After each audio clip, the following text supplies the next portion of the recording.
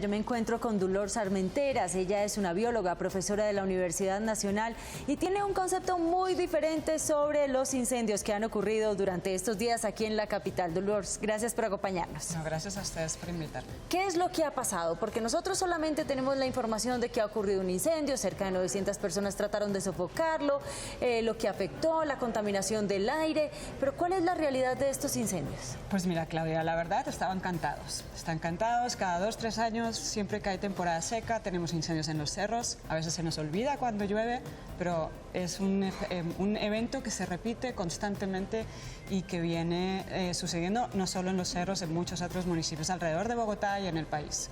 ¿De qué están conformados estos cerros? Bueno, estos cerros, en el caso de los cerros de Bogotá, sufrieron una reforestación con especies no nativas, entiendo que en los 30s, 40s, 50s, un poco influenciados por la Escuela de Forestales Alemanes. Son especies muchas que no son de aquí, eucaliptos, pinos, que tienen muchas resinas, que incluso son pirófilas. ¿Qué quiere decir pirófilo? Que les gusta el fuego.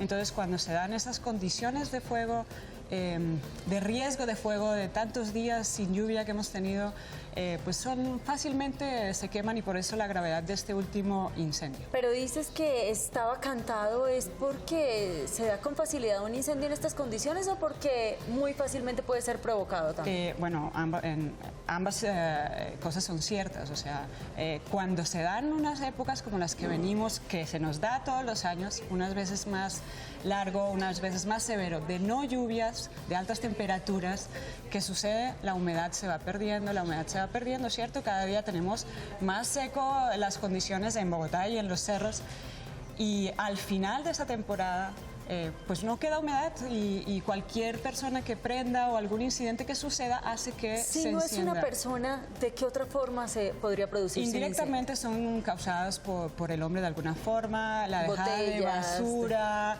el cigarrillo caminando que se bota la colilla, los plásticos que se dejan al caminar, incluso puede que hay gente inconscientemente, pero hoy en día ya no deberíamos estar dejando basura cuando salimos. Claro que no. ¿Ya hay una referencia de cuántas hectáreas resultaron afectadas? Bueno, en Bogotá, en estos últimos, porque recuerden que no es el único incendio que ha habido en los cerros, se habla de unas 80, 100 hectáreas. El director de gestión de riesgo, si no me equivoco, reportó oficialmente una cifra de 8.000 hectáreas en el país.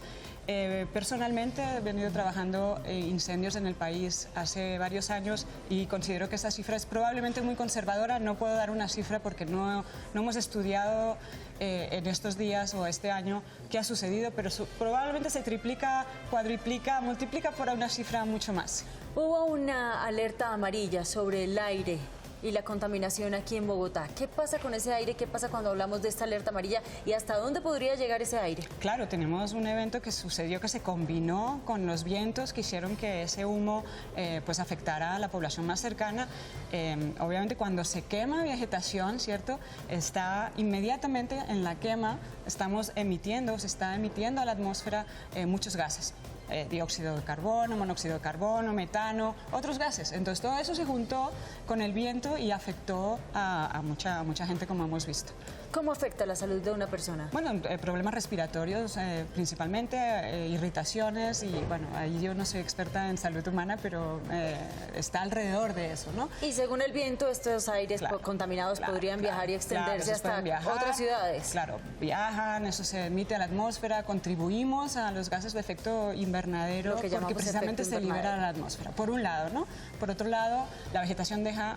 ¿Cómo se afecta la flora y la fauna? Exacto. Bueno, la vegetación deja de estar ahí, el carbono que había almacenado durante décadas, en este caso, pues ya no está ahí, está en la atmósfera, y si esa vegetación no se regenera de alguna forma, por supuesto no plantando pinos otra vez, sino con un proceso guiado por científicos que conocen los procesos de restauración y qué especies son más adecuadas, pues ese carbono queda en la atmósfera, no se vuelve a capturar. Entonces necesitan unos procesos de mitigación, ¿de liberación? Y posterior restauración para volver un poco a capturar ese carbono que hemos liberado a la atmósfera. ¿Cuánto tardaría ese terreno en recuperarse? Bueno, yo no me atrevo a decir una cifra, pero son varias décadas, y dependiendo del proceso que se haga de restauración, pero podemos estar hablando de 30, 40, 50 años. ¿Qué especies habitan en esta zona Bueno, de los cerros?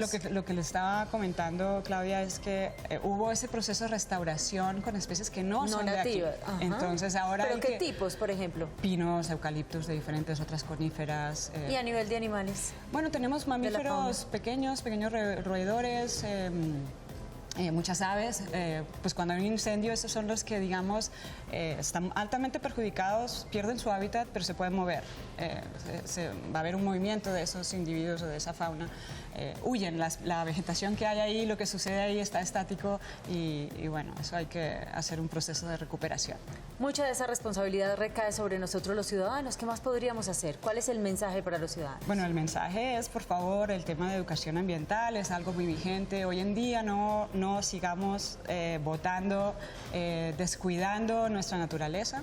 Por un lado, avisar a los entes inmediatamente cuando hay una pequeña incidencia de humo, de algo que se vea, gente botando cosas o un humo, un incendio, algo que se vea, un conato que empieza el incendio, avisar inmediatamente. O colaborar todos. Colaborar todos. Por supuesto, las autoridades también tienen una alta responsabilidad en esto. Y quiero simplemente para terminar su reacción sobre una noticia publicada hoy. Tendremos aquí por primera vez un Instituto Colombiano de Bienestar Animal, por lo menos aquí en la capital es una iniciativa del alcalde Peñalosa. No, una iniciativa muy positiva, bienvenida, pero ojalá la alcaldía no se olvide de otros temas menos populares ambientales ¿Cómo que son qué temas prioridad, ambientales? como por ejemplo el manejo de riesgo de incendios en los cerros. ¿Para eso no hay fondos? No hay. Pregúntenles a la gente que trabaja cuántos guardabosques hay, si el acueducto tiene suficiente o no, si se necesitan guardabosques de la Secretaría de Medio Ambiente, particularmente cuando hay estos periodos de riesgo. Cuando hay esos periodos de riesgo elevado hay que incrementar las medidas, no cuando ya ha sucedido el incendio, pero bueno, ya que ha sucedido ahora también de este daño que sucedió, pues sacar el mejor provecho y hacer una restauración con especies nativas que nos preserven, que hagan que vuelvan la fauna presente en los cerros, que preserve la humedad, que las quebraditas vuelvan a tener su agua, su cauce y de forma consistente. Dolores, muchas gracias por habernos acompañado esta mañana. Gracias a ti.